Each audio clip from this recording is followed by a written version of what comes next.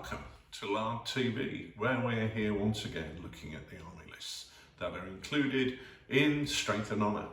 And today we're looking at something a bit Greek. We're looking at the forces of Pontus and the Pontic Kingdom. Mark, what can you tell us? Okay, welcome along. In today's episode we're going to be looking at a Pontic army. Pontus was a successor state which was based around the Black Sea, and at this point here Mithridatic the Great was attempting to take on Rome in a series of wars called the Mithridatic Wars. This army here is based around the first Mithridatic War, and it's the same one as used inside a scenario we've got into the book of the Battle of Chaeronea. In this army we've got quite a strong wing of 2 cavalry units, okay, so they represent sort of successor style cavalry fighting in reasonably close order. On top of that as well, we've got 2 units of archers. In Strength and Honour there's not a huge amount of long range missile fire inside the game, so the archers are fairly unique in that they're one of the few units who can fire over distance, over several squares. Most of the other bits of shooting combat inside the actual rules are normally represented just by a normal combat, representing firing maybe taking place over 10 or 20 yards. These archers can actually fire over several squares. On top of that then, we've also got units of infantry which are sort of medium infantry troops. They've got the Thurophoroi, who are slightly lighter arm than big heavy infantry, but they've got a Thuros shield and a spear and a helmet, and they're reasonably mobile and reasonable quality troops. Into the Mithridatic forces of Pontus, they also tried to imitate Roman legions.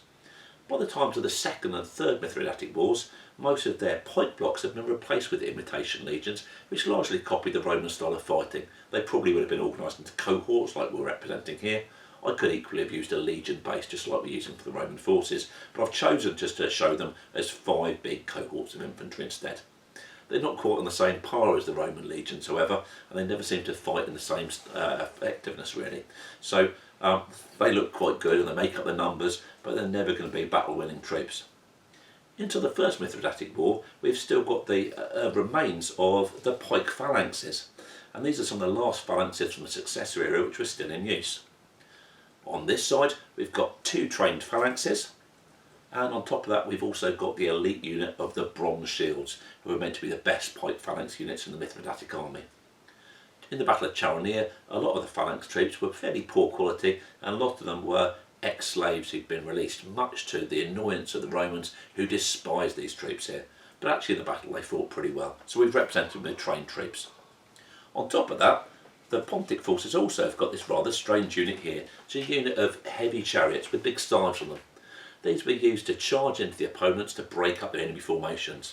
In Strength and Honour, I wouldn't rely on them too much, because really they're not that effective, but just once in a while they can run down an enemy legion or cause it huge amounts of chaos and disruption.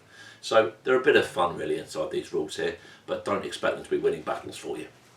So this is our force here at Chaeronea. It's a massive, great big invasion force, and on their day they were up against the Roman general Sulla. In that battle there, they unfortunately were defeated. However, the good thing with the Mithridatic army is they keep coming back time and time again and to fight in these campaigns against Rome. So, I wonder how they'll do in your recreations at the Battle of Chaeronea when you play Strength and Honour.